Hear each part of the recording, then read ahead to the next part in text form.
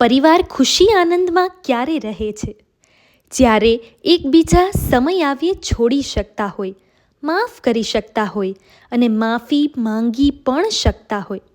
પરિવારને મજબૂત બનાવવાના હથિયાર છે જરૂર પડે ત્યારે બોલવું, સમજીને રહેવું, મૌનના સમયે મૌન રહેવું અને શબ્દોનો ઉપયોગ સમજી વિચારીને કરવો. પરિવારને જોડી રાખવા માટે ઉપકાર નહીં પણ ફરજ માનીને ચાલવું. માગણીઓ નહીં પણ લાગણીઓને વધારવી. તારું મારું નહીં પણ આપણાનો વ્યવહાર રાખવો.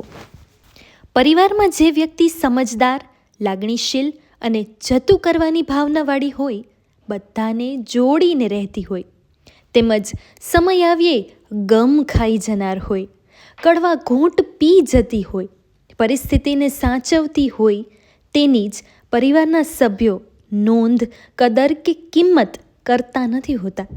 પણ આ હકીકત છે કે એ જ સારી વ્યક્તિના કર્મના કારણે જ પરિવારના સભ્યો સુખી, સંપન્ન અને ખુશીથી રહેતા હોય છે.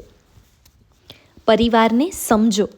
જો મા બાપનો પ્રેમ, વાત્સલ્ય, વિશ્વાસ અખૂટ અને અતૂટ હોય છે, માતા પિતાનો મુખ્ય ધ્યેય કે ગોલ, સમય, પૈસા બધું જ સંતાનોની ખુશી અને પ્રગતિ માટે હોય છે, તો એ જ પરિવારને આગળ વધારવો, માતા પિતાની સાથે ઊભા રહેવું, ફરજો અને જવાબદારીઓ ખુશીથી નિભાવવી, એ કાર્ય સંતાનોના ભાગમાં પણ આવવું જોઈએ.